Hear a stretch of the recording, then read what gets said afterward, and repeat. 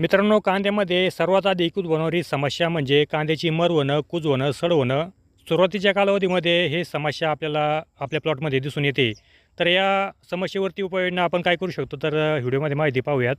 तर यामध्ये मॅटेलाइक जेल जे आहे 35% मधील, तर यामध्ये मॅटेलाइक जेलमध्ये आपल्याला लिक्विड फॉर्ममध्ये पण येतं आणि पावडर फॉर्ममध्ये येतं.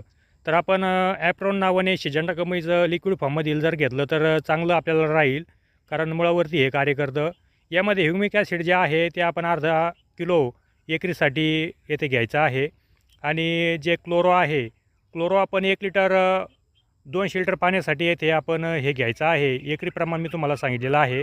असं प्रमाण आपण घेऊन पाण्याद्वारे जर हे सोडलं तर निश्चित चांगल्या प्रकारचे रिझल्ट आपल्या कांद्या प्लॉटमध्ये दिसून येतील. कांद्याची मर होणं जे आहे ते थांबून जाईल.